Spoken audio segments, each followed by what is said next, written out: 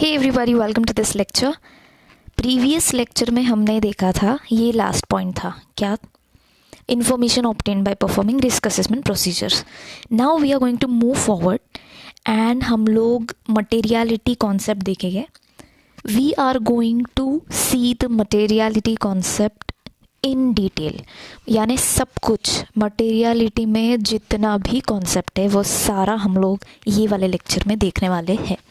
Okay, so let us begin. अभी देखो, ये जो पहला पैराग्राफ है इसमें क्या दिया गया है कि मटेरियलिटी क्या है, what is meant by materiality. तो सिंपल सी चीज़ है, यहाँ पे हमें ऐसे 320 याद रखना है कि मटेरियलिटी, प्लानिंग और परफॉर्मिंग एन ऑडिट। मटेरियलिटी का काम ऑडिट के प्लानिंग और परफॉर्मिंग में क्या क्या होता है वो हमें देखना है। तो यहाँ पे इन्होंने क्या बोला है कि materiality in planning and performing an audit में जो भी चीज़, जो भी ओमिशन होगा, जो फाइनल डिसीजन कौन बनाता है, यूज़र्स, जो यूज़र्स के डिसीजन को अफेक्ट करेगा, इन्फ्लुएंस करेगा, तो हम उस चीज़ को मटेरियल बोलेंगे। अगर फाइनल जो यूज़र्स है उनके डिसीजंस अफेक्ट नहीं हो रहे हैं, तो फॉर एग्जांपल कोई ओमिशन हुआ है, किसी चीज़ की एंट्री नहीं की गई है अकाउंट्स में, तो दैट वी कैन नॉट से इट टू बी मटेरियल। क्यों? क्योंकि जो फाइनल यूज़र है उसका डिसीजन चेंज नहीं हो रहा है। फॉर एग्जांपल कोई 100 रुपीज़ का अमाउंट है, उसकी एंट्री नहीं की है, क्या 100 रुपीज़ के अमाउंट से किसी यूज़र का डिसीजन चेंज होने वाला है? नहीं होने वाला है ना, बट ऑब्वियसली तो उसको मटेरियल नहीं बोलेंगे। हाँ, अगर 1 करोड़ रुपीज़ का अमाउंट है ठीक है, और सेल सपोज बुक नहीं किया है, तो that is going to change the decision of the user. तो उस हिसाब से वो बोला गया है इस पर्टिकुलर पैराग्राफ में। आगे उन्होंने बोला है कि इंडिपेंडेंट ऑडिटर का ऑब्जेक्टिव क्या है। तो ये तो हमने कई बार देखा है दोनों चैप्टर्स में अब तक कि एक अश्योरेंस देना, एक रीजनेबल अश्योरेंस देना ही ये क्या है, इंडिपेंडेंट ऑडिटर का ऑब्जेक्टिव है ना, कि क्या जो कंपनी के फाइनेंशियल स्टेटमेंट है वो एरर और फ्रॉड, मटेरियल मिसस्टेटमेंट से फ्री है या नहीं है, वो बताना है, ओपिनियन देना है। करेक्ट है? क्या financial statements financial reporting framework के हिसाब से बनाया गया है या नहीं, वो बताना है। Correct? So this is what is told in this particular paragraph. Next क्या है कि उन्होंने बोला है कि मटेरियलिटी का सिग्निफिकेंस है। ठीक है, तो auditor has to obtain reasonable assurance. Correct है? As a result an audit strives to identify significant risk. तो अगर ऑडिटर को ओपिनियन देना है तो डेफिनेटली ऑडिट में क्या है कि ऑडिट रिस्क देखेगा कि कौन सी ऐसी मिस स्टेटमेंट है या एरर है या फ्रॉड है जो मटेरियल है, वो देखेगा, है ना। अभी यहाँ पे क्या बोला है कि मटेरियलिटी हमेशा साइज से रिलेटेड नहीं होती है, क्वांटिटी से रिलेटेड नहीं होती मटेरियलिटी की। ज़्यादा वॉल्यूम है तो ज़्यादा फॉर एग्जांपल ज़्यादा वॉल्यूम ऑफ सेल्स है जिस कंपनी का, उस कंपनी में ज़्यादा मटेरियलिटी लगेगी। नहीं भाई, ऐसा नहीं होता है। एग्जाम्पल उन्होंने दिया है, a small amount lost by fraudulent practices of certain employees can indicate a serious flaw. ऐसा हो सकता है ना कि एक छोटी मोटी कुछ फ्रॉड किया है एम्प्लॉय ने, लेकिन उससे कई ज़्यादा बड़ा फ्लॉ दिखाई दे रहा है एंटिटी के इंटरनल कंट्रोल सिस्टम में।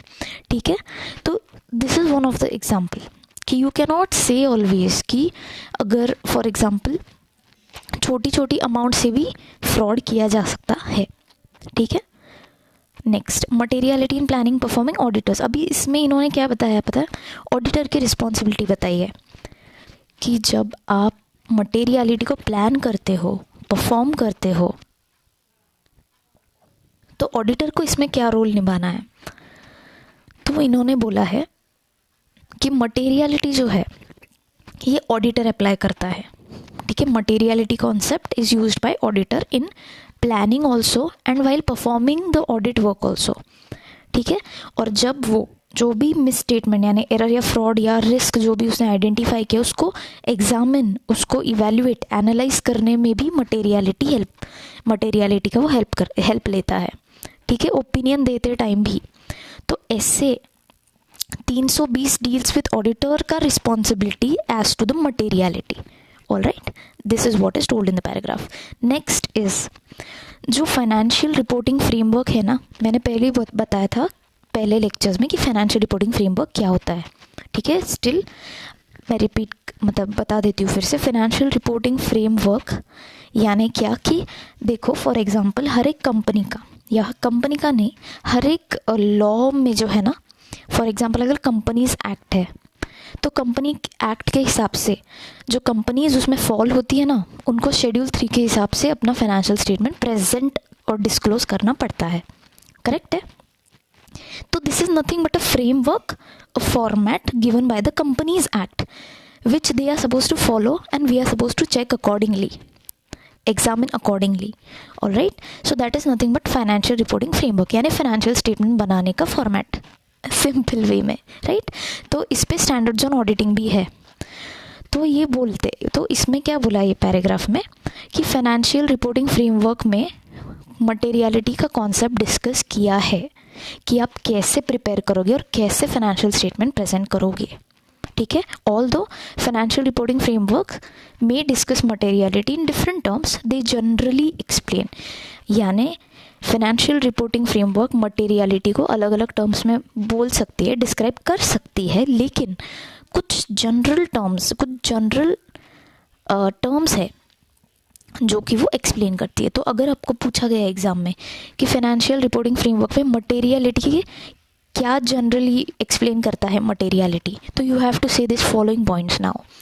कि जैसे कि जो ओमिशंस होते हैं, जो सपोज मिस स्टेटमेंट हुआ है कोई, उसको आप मटेरियल तभी कंसिडर करोगे जब वो यूज़र के डिसीजन को अफेक्ट करेगा, यूज़र के इकोनॉमिक डिसीजन को अफेक्ट करेगा.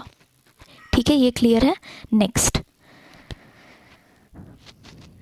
अब देखो, judgements about materiality are made आपके सर्कमस्टेंसेस को ध्यान में रख के and are affected by the size और nature of a misstatement और अ कॉम्बिनेशन. इन्होंने क्या बोला है, जो भी मिस स्टेटमेंट, एरर या फ्रॉड जो भी हुआ है, उसके साइज और वो क्या नेचर का है, उस पे एक ऑडिटर का जजमेंट बेस करेगा कि मटेरियलिटी कितने लेवल की होनी चाहिए, क्या होनी चाहिए मटेरियलिटी.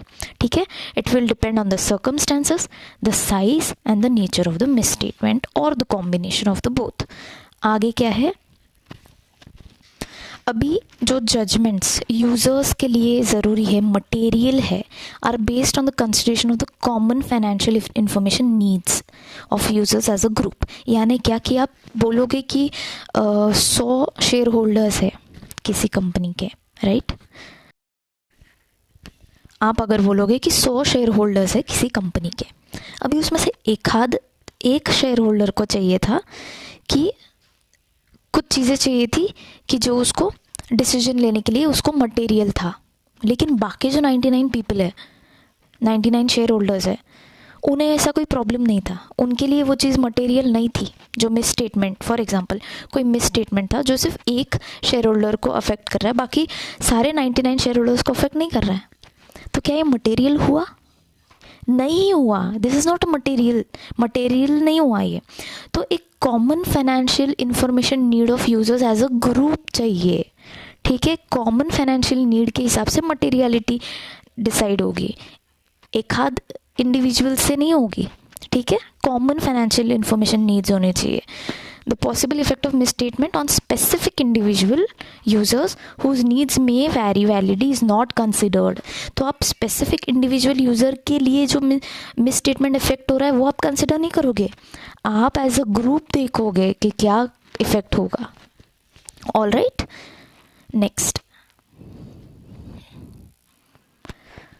अभी अगर ऐसा कुछ डिसीजन कि इंडिविजुअल शेयर होल्डर को अफेक्ट हो रहा है, नहीं हो रहा, वॉट एवर इट इज़, अगर ये सारी चीज़ें फाइनेंशियल रिपोर्टिंग फ्रेमवर्क में है, it provides a frame for reference to the auditor in determining materiality. तो कुछ नहीं, फाइनेंशियल रिपोर्टिंग फ्रेमवर्क में अगर ऐसी कोई चीज़ डिस्कस की गई है तो वो ऑडिटर को हेल्प ही करेगा, है ना. If the applicable financial reporting framework does not include, लेकिन ऐसा कोई डिस्कशन है ही नहीं मटेरियलिटी के बारे में, तो the characteristics referred to above provide the auditor with such a frame of reference. यानी क्या कि जो हमने ये पॉइंट पढ़ा ना यहाँ पे, ये जो ये जो जजमेंट्स वाला पॉइंट पढ़ा हमने, थर्ड वाला, ये जो भी पॉइंट पढ़ा हमने, तो अगर ये बोल रहे हैं कि अगर फाइनेंशियल रिपोर्टिंग फ्रेमवर्क में कोई डिस्कशन नहीं है इस चीज़ के बारे, कोई डिस्कशन है इस चीज़ के बारे में, तो वो फाइनेंशियल रिपोर्टिंग के फ्रेमवर्क के हिसाब से चलेगा। लेकिन अगर कोई डिस्कशन नहीं है तो आप ये जो थर्ड पॉइंट लिखा है कि इंडिविजुअल यूज़र के बेसिस पे नहीं चलेगा मटेरियलिटी का कॉन्सेप्ट, तो ये नहीं चलेगा। ठीक है, तो ये थर्ड पॉइंट यूज़ होगा for auditor reference. Alright, got it, clear है। नेक्स्ट आगे बढ़ते हैं। अब देखो यहाँ पे क्या दिया है,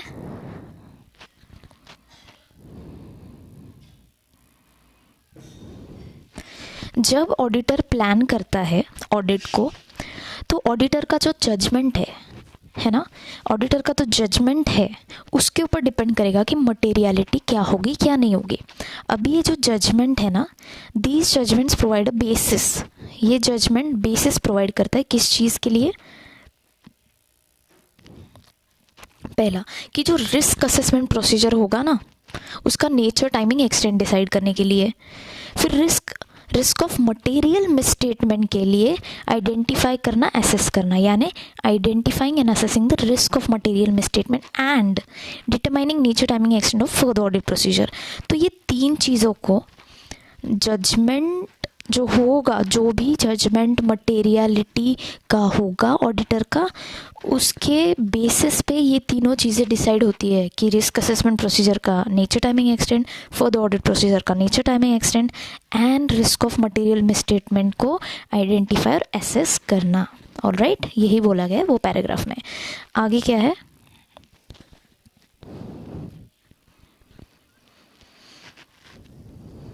the materiality determined when planning, plan करते टाइम जो मटेरियलिटी डिसाइड होती है, does not necessarily establish an amount below which uncorrected misstatements will always be evaluated as immaterial. अभी ऐसा नहीं है कि सपोज मैंने मटेरियलिटी डिसाइड कर ली कि सेल्स के जो फिगर्स है वो अगर 1 लाख के ऊपर जाते हैं तो मटेरियल है, 1 लाख के ऊपर गए तो इमटेरियल है। सपोज मैंने ऐसा डिसाइड किया है, तो ये ज़रूरी नहीं है कि अगर 1 लाख के नीचे वाले कुछ एंट्रीज है जो करेक्ट नहीं है वो इमटेरियल हो गए, ऐसा नहीं है। अगर उसमें भी आपको एरर दिख रहा है तो आप उसको बोल सकते हो कि it's a miss statement. Alright, आगे द सर्कमस्टेंसेस रिलेटेड टू, तो ऐसे मतलब ऐसा ज़रूरी नहीं है कि मैंने एक मटेरियलिटी लेवल डिसाइड किया, फॉर एग्जांपल 1 लाख, और उसके नीचे के जो भी है वो इमटेरियल, अगर मुझे एरर दिख रहा है तो भी इमटेरियल है, ऐसा नहीं है। अगर सर्कमस्टेंसेस है कुछ कि जिस वजह से वो मटेरियल भी हो सकते हैं, ऐसे भी सर्कमस्टेंसेस हो सकते हैं। ठीक है, although it is not practicable to design audit procedure to detect misstatement that could be material solely because of their nature, the auditor consider not only the size but also the nature of uncorrected। अभी जैसे in short ये paragraph का जो crux है वो मैं आपको बताती हूँ कि ऐसा नहीं है कि आपने सिर्फ क्वांटिटी वाइज देख लिया कि 1 लाख के नीचे है इसलिए इमटेरियल है सेल्स के जो भी एंट्रीज है, नहीं, ऐसा नहीं है। आपको नेचर भी देखना पड़ेगा कि किस तरह का एरर है। अगर वो रिलेटेड पार्टी का एरर है फॉर एग्जांपल, तो it is very much material even though figure is below 1 lakh. ठीक है, तो वैसा नेचर वाइज भी आपको देखना है। मिस स्टेटमेंट है जो करेक्ट नहीं किए मैनेजमेंट ने, उनका नेचर भी देखना है, दो it is below the materiality level set by the auditor. Alright, अभी ये पैराग्राफ में क्या है, डेफिनेटली ऑडिटर उसका प्रोफेशनल जजमेंट लगाएगा मटेरियलिटी को डिसाइड करने के लिए, एक बेंचमार्क चूज करेगा ऑडिटर। ठीक है, जैसे कि मैंने बोला ऑडिटर जब सेल्स फिगर्स चेक कर रहा है, सेल्स के जो भी वाउचर्स है, जो भी बिल्स है, जो कुछ भी है, इनवॉइसेस है बेसिकली, वो चेक कर रहे हैं, तो उन्होंने एक लेवल डिसाइड कर लिया 1 लाख के ऊपर के मटेरियल है। तो ये जो बेंचमार्क उन्होंने चूज़ किया है ना 1 लाख का, वो भी डिटरमाइन करने के लिए वो प्रोफेशनल जजमेंट, प्रोफेशनल यानी क्या, उनकी कॉम्पिटेंसी, उनका एक्सपीरियंस, ओके, वो लगाएंगे। Materiality forms the basis for determination of audit scope. Audit का स्कोप क्या है वो भी मटेरियलिटी बेसिस फॉर्म करता है, एंड लेवल्स ऑफ टेस्टिंग, और कितने ट्रांजैक्शन को टेस्ट करना है वो भी मटेरियलिटी डिसाइड करती है। नेक्स्ट पैराग्राफ, अभी जब ऑडिटर मटेरियलिटी डिसाइड करता है तभी उसको जो भी पर्टिकुलर आइटम के बारे में वो मटेरियलिटी डिसाइड कर रहे हैं तो उनको अलग अलग पर्सपेक्टिव से उसको देखना चाहिए, करेक्ट है ना। यानी क्या कि उसको प्रॉफिट एंड लॉस में क्या इम्पैक्ट जाएगा वो देखना चाहिए, बैलेंस शीट में उसका क्या इम्पैक्ट हो रहा है वो देखना चाहिए, राइट है। और in the total of the category of expenditure, या फिर एक्सपेंडिचर में उसका क्या इम्पैक्ट जा रहा है, इनकम में उसका क्या इम्पैक्ट जा रहा है। फॉर एग्जाम्पल अगर हम लोग डेटर्स का फिगर लेते हैं, डेटर्स एक आइटम करके लेते हैं, तो अलग अलग पर्सपेक्टिव से देखना चाहिए कि P&L में डेटर्स क्या इफेक्ट कर रहा है, बैलेंस शीट में, एक्सपेंडिचर, इनकम एक्सेट्रा, ठीक है। That's what is it's talking about. Next is, अगर कोई भी लॉ में रिक्वायरमेंट है डिस्क्लोजर के लिए, है ना, तो उसको मटेरियल समझना चाहिए, दो उसका नेचर, साइज, वैल्यू कुछ भी हो, अगर लॉ ने बोल दिया है कि ये डिस्क्लोज करना है तो करना है। अभी ऐसे क्या डिस्क्लोजर्स है तो देखो एग्जांपल्स दिए नीचे, जैसे कि ये मैं पूरा रीड करती हूँ। As per division 1 of schedule 3 of companies act 2013, any item of income और expenditure which exceeds 1% of the revenue from operations और 1 lakh whichever is higher needs to be disclose separately. यानी क्या हुआ, कोई भी इनकम या एक्सपेंडिचर का कोई आइटम है जो 1% ऑफ योर सेल्स या फिर 1 लाख रुपए से दोनों में से कोई भी ज़्यादा है तो आपको अलग से डिस्क्लोज करना पड़ेगा।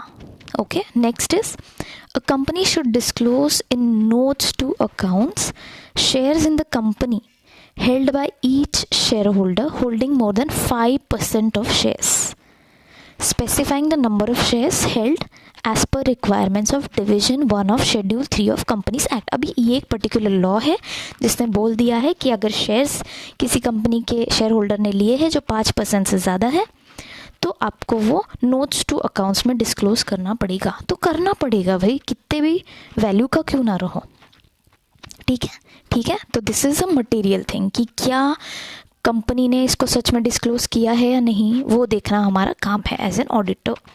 तो हमें ऑब्वियसली एक्ट के बारे में पता होना चाहिए, है ना, जजमेंट बनाने के पहले। चलो अगले पॉइंट पे आ जाते हैं। Determination of materiality matter of professional judgement. ये अभी फिर से रिपीटेडली हमें वहीं पे लेके आए हैं। ये कुछ नहीं है, पैराग्राफ अगेन वही बोल रहा है कि मटेरियलिटी को डिसाइड करने के लिए प्रोफेशनल जजमेंट लगता है, ठीक है, मान लिया। It is reasonable for the auditor to assume, अभी ऑडिटर ने क्या क्या अजम्पशन लेना चाहिए जब वो मटेरियलिटी डिसाइड कर रहा है।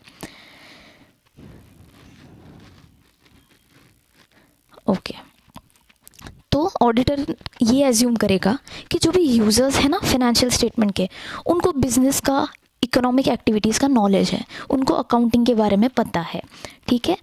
अभी उनको फाइनेंशियल स्टेटमेंट्स जो है ना, जो बनाए गए हैं, जो प्रेजेंट किए हैं, उनको वो समझता है, किसको, यूजर्स को वो समझता है।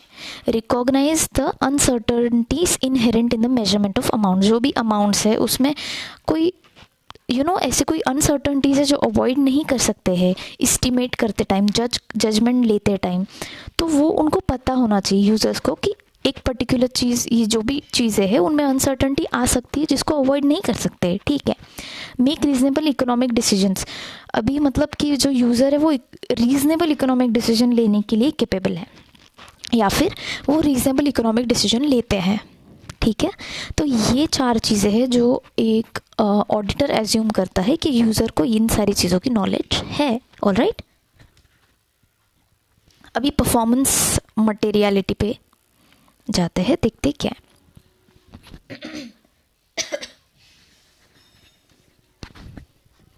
अभी इन्होंने क्या बोला है कि प्रैक्टिकली ना ऑडिटर के लिए ये डिफ़िकल्ट है कि वो जाके इंडिविजुअल मटेरियल में स्टेटमेंट ढूंढे, है ना, कितने होंगे क्या होंगे हमें नहीं पता, हर एक को ढूंढना is very difficult. So it is likely that miss statements of material. अभी ऐसा हो सकता है कि एक साथ अगर उन सारे एरर्स या फ्रॉड जो भी होगा, एरर्स को अगर हम लोग, मिस स्टेटमेंट को अगर हम लोग एग्रीगेट कर दे तो मटेरियल हो सकता है। तो ये हमें, this is nothing but a performance materiality, ठीक है। और डिटेल में देखते हैं। इस पैराग्राफ में क्या दिया है कि परफॉर्मेंस मटेरियलिटी यानी क्या। तो अमाउंट या ऐसा अमाउंट्स जो ऑडिटर ने सेट किया है जो मटेरियलिटी से कम है। जैसे मैंने 1 लाख रुपए मटेरियलिटी बोला था सेल्स का, एक पर्टिकुलर एंट्री का, तो सेल के 1 लाख मैंने मटेरियलिटी डिसाइड किया, लेकिन परफॉर्मेंस मटेरियलिटी सपोज मैंने 80,000, यानी जो मेरा मटेरियलिटी मैंने सेट किया है उससे मैंने थोड़ा कम सेट किया है। क्या? Performance materiality. ठीक है, तो this is what it is for the financial statement as a whole to reduce to an appropriate low level the probability that the aggregate of uncorrected and undetected misstatement exceeds। यानी ऐसा हो सकता है for मैं in short बता देती हूँ आपको इस पैराग्राफ का मीनिंग क्या है। सपोज फॉर एग्जांपल ऐसा हो सकता है कि एक पर्टिकुलर ट्रांजैक्शन है 70,000 का, ठीक है, और एक और 4-5 ऐसे पर्टिकुलर ट्रांजैक्शंस है जो कि है 10-10 हज़ार के, 20-20 हज़ार के। अभी इन 4-5 ट्रांजैक्शन को अगर हम लोग टोटल कर दे तो 1 लाख के ऊपर चले जाते हैं, और ये सारे मिस स्टेटमेंट वाले केसेस है। तो इसीलिए इसी वजह से अगर सपोज मैंने परफॉर्मेंस मटेरियलिटी सेट किया है 60,000 रुपये और मटेरियलिटी सेट किया है 80,000 रुपये, तो मेरा कैसे भी वो वैल्यू 1 लाख तक जा रहा है, ठीक है, ऐड करते टाइम। और मैंने अगर ऐड नहीं किया तो इंडिविजुअली तो वो 10,000 20,000 के है, वो मटेरियलिटी के इसमें ही नहीं बैठ रहा है। लेकिन अगर मैं एग्रीगेट करूँ तो वो जा रहा है मटेरियलिटी के ऊपर। तो this is nothing but performance materiality, ताकि जो एरर्स हो रहे हैं ना वो हमारे अनडिटेक्टेड ना हो जाए। ठीक है, दैट्स इट। इसमें क्या है, so nothing, performance materiality is nothing but a set, but it is set at a value lower than the overall materiality, that's it. okay, it lowers the risk that auditor will not be able to identify। तो इससे क्या होता है कि auditor का एक risk कम हो जाता है कि पर्टिकुलर ट्रांजैक्शन जो मिसस्टेटेड है उसको मैं डिटेक्ट ना कर पाऊँ, उस रिस्क को वो कम कर देता है। ठीक है, when added together। नेक्स्ट, जब आप ऑडिट प्लान कर रहे हो तो determining the materiality and the performance materiality when planning the audit. तो देखते हैं क्या है इसमें। अभी पैराग्राफ में क्या दिया है कि जब as a auditor overall audit strategy decide करते हैं, ऑडिटर को मटेरियलिटी भी डिसाइड करनी चाहिए। ठीक है, if in the specific circumstances of the entity there is one or more particular class of transaction account balance disclosure of lesser amounts than the materiality as a whole could reasonably be expected to influence the economic decision, the auditor shall also determine materiality level or levels to be applied for those। यानी क्या बोल रहे हैं कि इनको अगर ऐसा लगता है कि परफॉर्मेंस मटेरियलिटी भी लगानी चाहिए तो परफॉर्मेंस मटेरियलिटी भी लगानी चाहिए। इन शॉर्ट यही बोल रहे, लेसर अमाउंट जब पता चल गया, यानी क्या, जहाँ पे यहाँ ये लिखा है लेसर अमाउंट या फिर कुछ इस तरह से मटेरियलिटी से रिलेटेड, तो it is nothing but a performance materiality. तो अगर कोई स्पेसिफिक सर्कमस्टेंसेस है जहाँ पे ऑडिटर को लगता है, जैसे मैंने एग्जांपल दिया था उस तरीके से परफॉर्मेंस मटेरियलिटी लगाने की ज़रूरत है, तो वो भी प्लानिंग के स्टेज पे लगाएगा। क्या? Materiality plus performance materiality also. Next is use of bench marks in determining material. तो अभी ये जो मटेरियलिटी लेवल है वो हम लोग कैसे डिसाइड करेंगे कि हाँ 1 लाख रुपए फॉर एग्जांपल, कैसे डिसाइड हुआ ये 1 लाख? 2 लाख भी तो हो सकता था, 80,000 भी तो हो सकता था, वाई 1 लाख फॉर एग्जाम्पल। ठीक है, तो ये यूज़ ऑफ बेंच मार्क्स वो हम लोग देखेंगे। अभी यहाँ पे फिर से वही रिपीट किया है कि जब आप मटेरियलिटी डिटरमाइन करते हो तब आप प्रोफेशनल जजमेंट लगाते हो। एक परसेंटेज हमेशा अप्लाई होता है पर्टिकुलर बेंचमार्क को एज ए स्टार्टिंग पॉइंट जब आप मटेरियलिटी डिटरमाइन करते हो। तो आप बोल सकते हो कि a percentage is often applied to a chosen benchmark as a starting point in determining materiality. Factors that may affect the identification of an appropriate benchmark। अभी ऐसे क्या क्या फैक्टर्स, ये क्वेश्चन आ सकता है, आई मीन टू से ऐसे क्या क्या फैक्टर्स है जो हम बेंचमार्क सेट करते हैं तो उसको अफेक्ट करेगा। तो देखो, फाइनेंशियल स्टेटमेंट के एलिमेंट्स जैसे असेट हो गया, लाइबिलिटी हो गया, इक्विटी हो गया, रेवेन्यू हो गया, एक्सपेंस हो गया, या फिर ऐसे कोई आइटम्स है जहाँ पे यूजर्स का अटेंशन ज़रूरी है, example for the purpose of evaluating financial performance users may tend to focus on profit, revenue, net assets. अभी यूजर्स को प्रॉफिट देखना होता है, राइट. शेयर होल्डर्स क्या देखेंगे? प्रॉफिट देखेंगे. तो ये कोई ऐसे कोई आइटम्स है फाइनेंशियल स्टेटमेंट्स के जो यूजर्स के लिए ज़रूरी है, जो यूजर्स के अटेंशन ग्रैब करते हैं. अभी एंटिटी का नेचर क्या है, एंटिटी अपने लाइफ साइकिल में कहाँ है ना. इंडस्ट्री, इकोनॉमिक एनवायरनमेंट कौन सा है जिसमें एंटिटी ऑपरेट करती है, एंटिटी का स्ट्रक्चर क्या है, ओनरशिप का, फाइनेंस कहाँ से आता है. For example, if an entity is finance solely by debt rather than equity, users may put more emphasis on assets and claim on them, correct है, than on the entity's earnings. अगर date वाली ही company है तो ज़्यादातर देखिए कि assets कैसे है rather than एंटिटी का प्रॉफिट क्या है. Okay. Relative volatility of the benchmark, benchmark कितना वॉलेटाइल है, बेंचमार्क कितना फ्लेक्सिबल है वो. तो ये सारी चीज़ें हैं that factors that may affect the identification of an appropriate benchmark.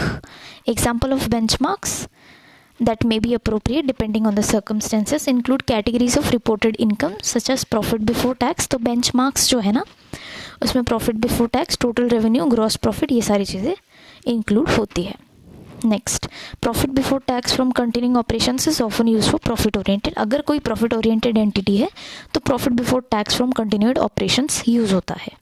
When profit before tax from continuous operation is volatile यानी चेंज होते रहता है, अदर बेंचमार्क्स में भी appropriate such as gross profit या फिर टोटल रेवेन्यू. ठीक है, ये जस्ट फॉर नॉलेज. अब हम लोग इस पैराग्राफ में देखेंगे कि हमने जो बेंचमार्क चूज़ किया है उसके लिए क्या फाइनेंशियल डेटा ज़रूरी है. जैसे कि प्रायर पीरियड फाइनेंशियल रिजल्ट जो था, जो पोजीशन था, वो ज़रूरी है. Period to date financial result, financial position यानी करंट. बजट्स, फोरकास्ट क्या है करंट पीरियड का, वो ज़रूरी है जब आप बेंचमार्क डिसाइड करते हो. Adjusted for significant changes in the circumstances for the entity, यानी क्या कि एक सिग्निफिकेंट बिजनेस एक्विजिशन किया है आपने तो क्या एडजस्टमेंट किए हैं, है ना, क्या चेंजेस किए हैं of conditions in the industry और economic environment in which the entity operates. For example, when at a starting point, अभी सपोज एक मटेरियलिटी डिसाइड की गई है, percentage of profit before tax from continuous operations के basis पे materiality set की है फॉर एग्जांपल किसी एंटिटी की.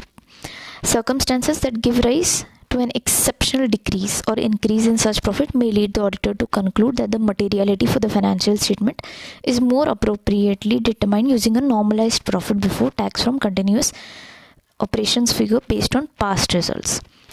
तो ऐसे कोई सर्कमस्टेंसेस है जिसकी वजह से एक बहुत ज़्यादा डिक्रीज़ हुआ या इंक्रीज़ हुआ है प्रॉफिट में, तो ऑडिटर क्या इससे कंक्लूड कर पाएगा कि जो मटेरियलिटी है फाइनेंशियल स्टेटमेंट की वो ज़्यादा अप्रोप्रिएटली डिसाइड होगी यूजिंग पास्ट रिजल्ट का फिगर.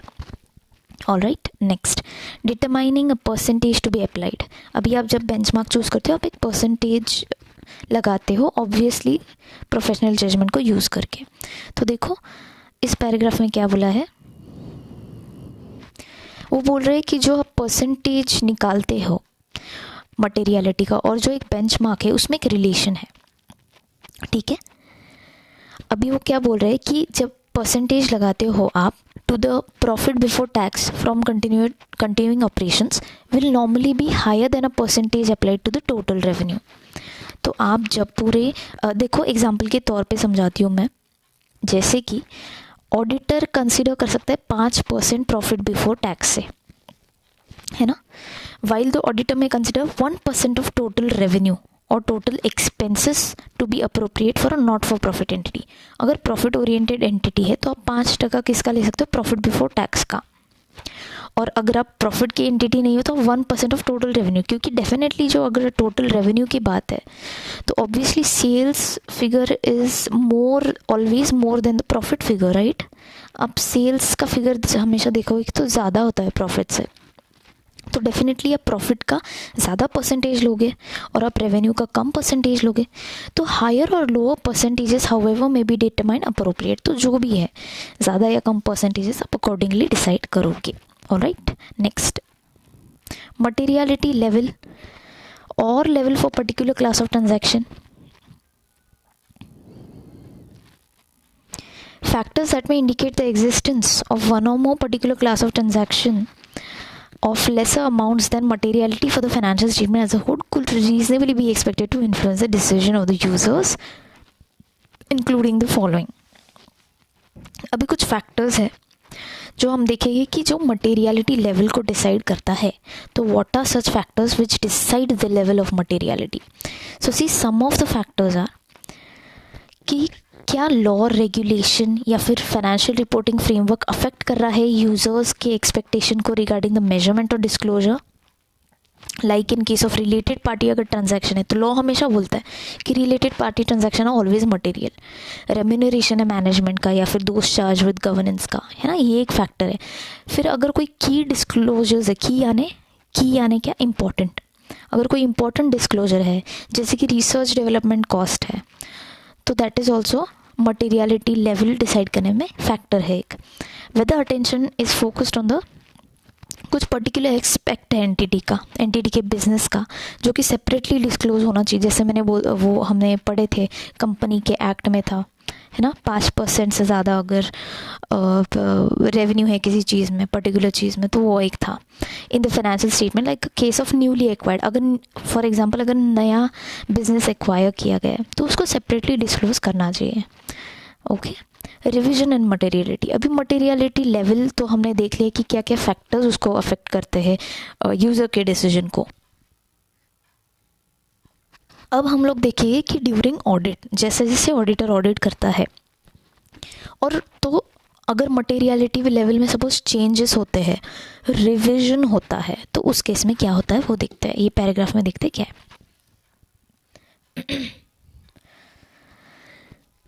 जैसे मैंने कहा कि ऑडिट के दौरान मटेरियलिटी चेंज हो सकती, वही यहाँ पे बोला गया है. For example a decision to dispose of a major part. अगर आप किसी मेजर पार्ट ऑफ एंटिटी को सेल करने के बारे में सोच रहे हो तो डेफिनेटली आपका मटेरियलिटी लेवल चेंज होगा.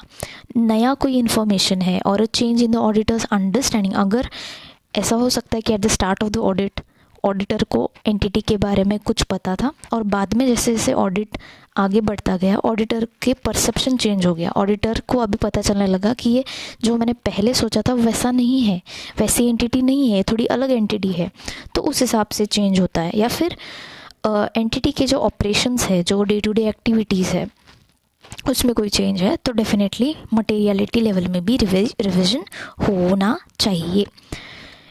अगर ऑडिट के दौरान okay actual financial results are likely to be affected from the anticipated period and financial results that were used initially to determine the auditor revises the materiality. यानी क्या कि actual financial results जो है वो अलग है उससे जिससे हमने पहले अगर हमने ऑडिट के स्टार्ट में जो देखे थे financial result, those are different from the actual financial result, तो तभी भी रिविजन होगा मटेरियलिटी में.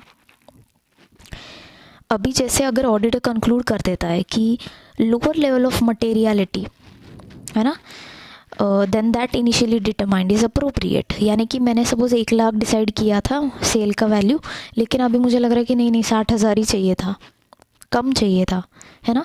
सो the auditor shall determine whether it is necessary to revise. ठीक है. Now next is documenting the materiality. Materiality को रिटन में डॉक्यूमेंट करना. अभी ऐसे क्या क्या फैक्टर्स है जो कंसिडर करने चाहिए ऑडिटर को. सो जैसे materiality for the financial statement as a whole. तो जब ऑडिटर डॉक्यूमेंट बनाएगा अबाउट द मटेरियलिटी, उसको पूरे फाइनेंशियल स्टेटमेंट का मटेरियलिटी लिखना चाहिए. इफ़ एप्लीकेबल मटेरियलिटी लेवल और एक पर्टिकुलर क्लास ऑफ ट्रांजैक्शन को अगर अलग अलग मटेरियलिटी लेवल है तो उस हिसाब से उसको डॉक्यूमेंट करना चाहिए. परफॉर्मेंस मटेरियलिटी उसको डॉक्यूमेंट करना चाहिए ताकि आगे चल के अगर कोई ऑडिटर के अपोज में कोई बात है तो वो बता सकता है तो कि देखो मैंने डॉक्यूमेंट करके रखा है कि मैंने ये पर्टिकुलर मटेरियलिटी या फिर परफॉर्मेंस मटेरियलिटी डिसाइड किया था and on that basis I have done the audit. Okay. अगर कोई रिवीजन होता है जैसे पॉइंट लास्ट पॉइंट में था तो वो भी ऑडिटर को लिखनी चाहिए. डॉक्यूमेंट करना है ना, लिखना, लिख के लेना एज एन एविडेंस. ठीक है. अभी मटेरियलिटी और ऑडिट रिस्क का क्या संबंध है. अब देखो, मटेरियलिटी ऑडिटर अप्लाई करता है प्लानिंग और ऑडिट के परफॉर्मिंग में. ये हमने पहले देखा था, करेक्ट है। और फिर से इन्होंने क्या रिपीट किया है कि फाइनेंशियल स्टेटमेंट के ऑडिट को ऑडिटर क्या करता है, ओवरऑल ऑब्जेक्टिव ऑफ ऑडिटर क्या होता है कि रीजनेबल अश्योरेंस देना, ओपिनियन देना, वही इन्होंने बोला है ना, फाइनेंशियल रिपोर्टिंग फ्रेमवर्क के हिसाब से, और वो एज पर ऐसे कम्युनिकेट भी करना, ठीक है। तो auditor obtains reasonable assurance, evidence लेके उसको क्या करता है, एविडेंस लेके अपना रिस्क जो है ऑडिट का वो कम कर देता है कि देखो मेरे को ये एविडेंस मिला है, इसके बेसिस पे मैंने ओपिनियन दिया, तो मैं क्या कर रही हूँ as an auditor, audit risk को कम कर रही हूँ। ऑडिट रिस्क क्या है, पहले हमने बता दिया मटेरियलिटी क्या है, अभी हमको बताना है कि ऑडिट रिस्क क्या है। तो ऑडिट रिस्क क्या है, auditor expresses an inappropriate audit opinion, कि ऐसा रिस्क कि ऑडिटर कोई इनअप्रोप्रिएट ओपिनियन यानी गलत ओपिनियन दे दे, गलत ओपिनियन दे दे ऑडिटर, उसका रिस्क, उसको बोलते हैं ऑडिट रिस्क। ये हमने देखा था कि inherent risk multiply by control risk multiply by detection risk equal to audit risk. याद आ रहा है? Yes, audit risk is the function of the risk of material misstatement and detection risk.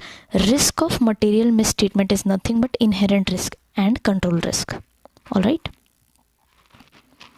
Materiality and audit risk का considered throughout the audit. ये मैंने बताया था कि मटेरियलिटी और audit risk during the audit, starting the audit, through out चलता है। ये आप रिवाइज कर सकते हो मटेरियलिटी को, ऑडिट रिस्क को, ठीक है।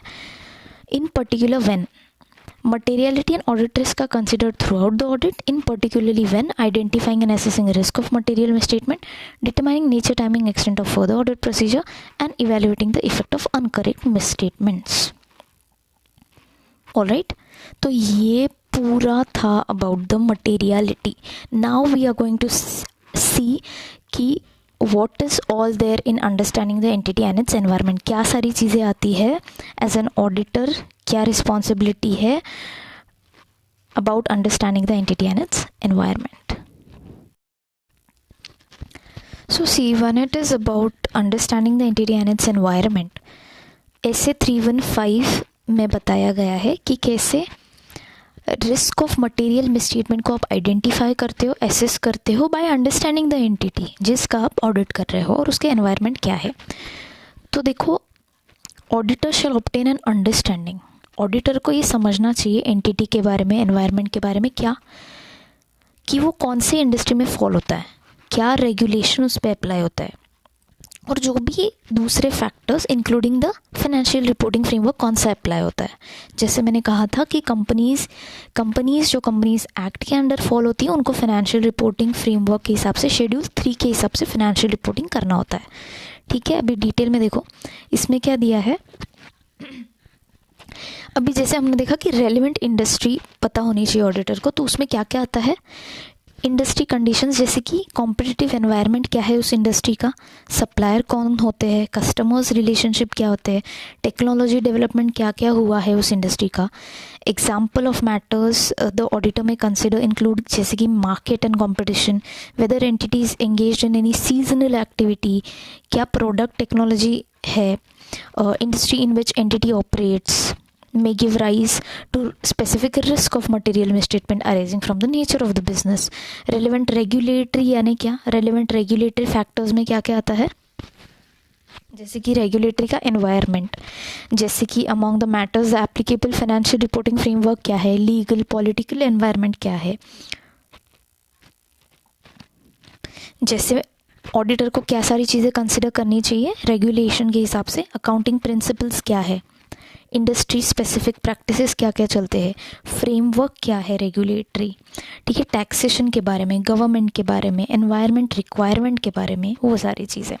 और एक्सटर्नल फैक्टर्स यानी क्या, कि जैसे कि इकोनॉमिक कंडीशन, इंटरेस्ट रेट क्या है, अवेलेबिलिटी ऑफ फाइनेंस क्या है उस पर्टिकुलर इंडस्ट्री के लिए, इन्फ्लेशन का इम्पैक्ट क्या आता है उस पर्टिकुलर इंडस्ट्री में जिसमें वो कंपनी जिसका ऑडिट कर रहे हैं वो फॉल होती है। नेक्स्ट इज कि nature of the entity, auditor को एंटिटी का नेचर समझना चाहिए, जैसे कि उसके ऑपरेशंस यानी डे टू डे एक्टिविटीज़ क्या है एंटिटी का, ओन कौन कर रहा है, शेयर होल्डर बेस्ड कंपनी है, प्रोपराइटर बेस्ड है, क्या है स्ट्रक्चर, क्या है गवर्नेंस यानी कंपनी चलाने का स्ट्रक्चर क्या है, हायरार्की क्या है, किन किन चीज़ों में उन्होंने इन्वेस्टमेंट कर रखी है, प्लान क्या है, है ना, special purpose including investment in special purpose entities, the way that the entity structured, किस तरह से एंटिटी को स्ट्रक्चर किया गया है, हायरार्की क्या है, फाइनेंस कैसे आता है, वो सारी चीज़ें, अकाउंटिंग कैसे होती है। तो उन्होंने क्या बोला है कि इन सब चीज़ों से क्या होगा, एंटिटी का जो नेचर है वो समझने से ऑडिटर को क्या फ़ायदा होगा। तो देखो, an understanding of nature of entity enables the auditor to understand whether entity has a complex structure, कि क्या एंटिटी का कॉम्प्लेक्स स्ट्रक्चर है, ये समझने में मदद होगा ऑडिटर को। जैसे कि फॉर एग्जांपल, क्या उसके सब्सिडरीज है ना, complex structures often introduce issues that may give rise to risk of material misstatement. अगर कॉम्प्लेक्स स्ट्रक्चर है फॉर एग्जांपल एंटिटी का, तो उससे समझ में आएगा कि इनहेरेंट रिस्क या कंट्रोल रिस्क क्या है।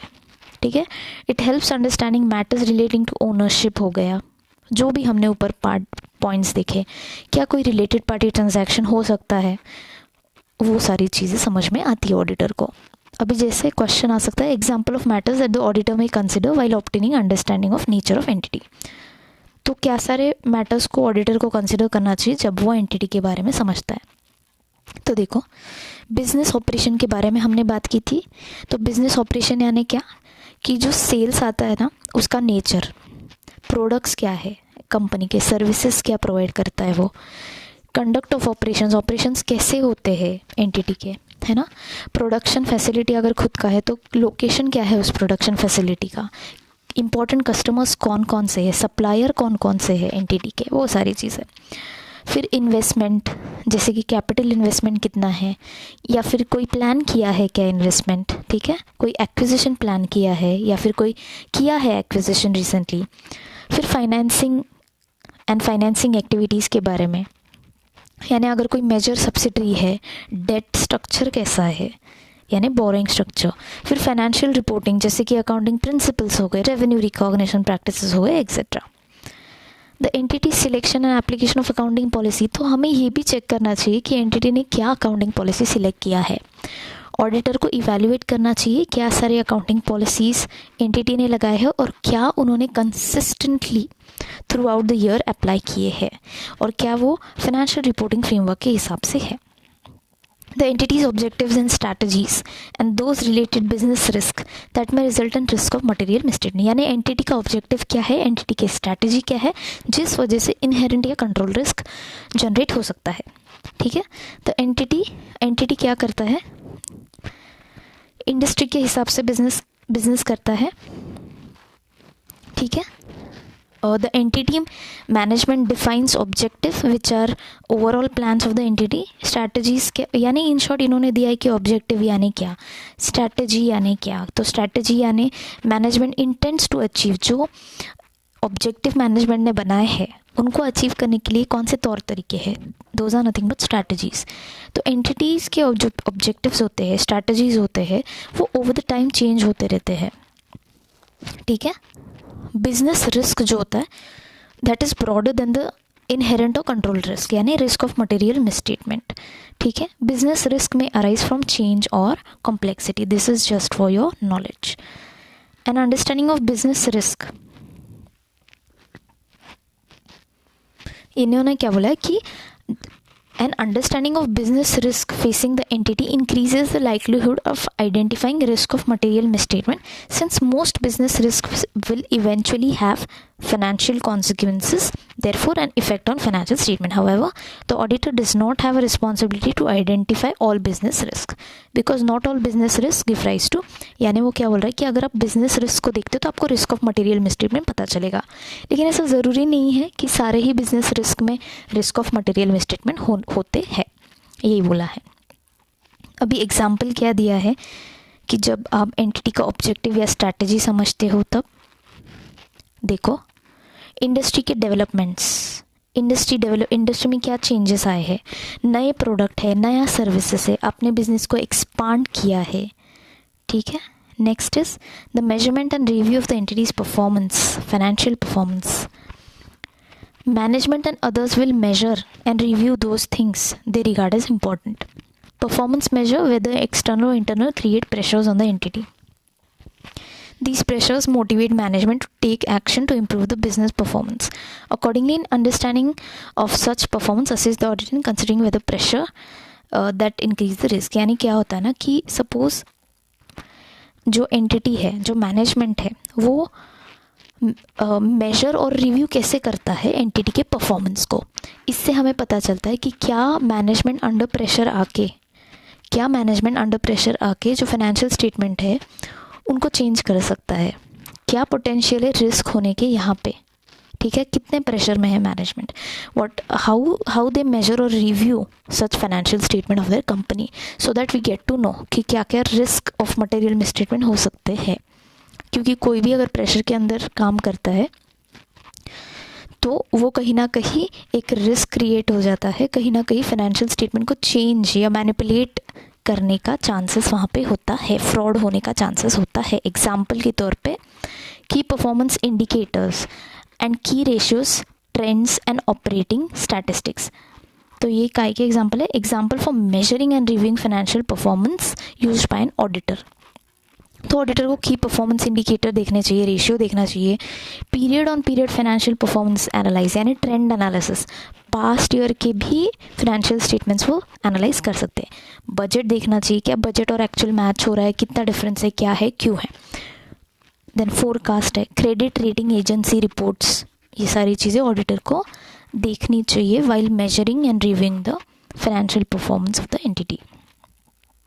नाउ ये क्वेश्चन सबसे पहले देना चाहिए था उन्होंने मॉड्यूल में, बट नो वरीज, उन्होंने लास्ट में दिया है इस पर्टिकुलर कॉन्सेप्ट में कि क्यों ज़रूरी है एंटिटी और उसके एनवायरनमेंट को समझना फॉर द ऑडिटर. ये मैंने एक्चुअली पहले ही इसका आंसर दिया है, लेकिन still understanding the entity and it's environment in which it operates is very important. ठीक है, क्यों?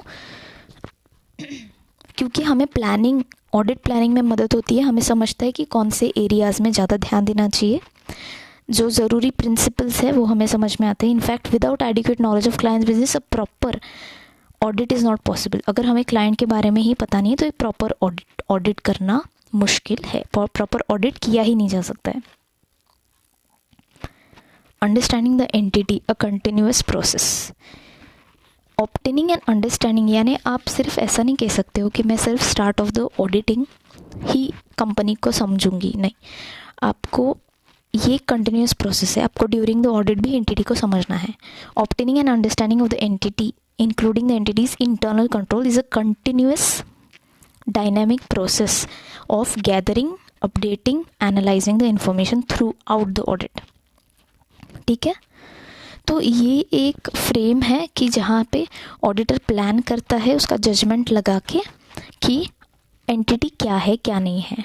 ठीक है, for example assessing risk of material misstatement, determining materiality, accounting policy का सिलेक्शन, ये सारी चीज़ें ऑलरेडी हमने ऊपर देखी है. Related party transaction, developing exceptions for use when performing analytical procedure. Analytical procedure यानी ट्रेंड एनालिसिस फॉर एग्जांपल जब आप करते हो तो क्या क्या उसमें हम लोग क्या क्या एक्सपेक्टेशंस है for use when performing analytical procedure. Evaluating sufficiency, appropriateness of audit evidence, audit evidence कितना सही है, कितना नहीं, कितना सफिशिएंट है, वो देखने के लिए. So the understanding establishes a frame of reference with in which the auditor plans the audit and exercises through out the audit for example. ठीक है, तो जब हम एंटिटी को समझते हैं तभी हमें ये सारी चीज़ों के बारे में पता चलता है, हेल्प होती है ऑडिटर को. All right, so this is all for today's lecture basically. Next lecture में we will see what is internal control and onwards. Okay.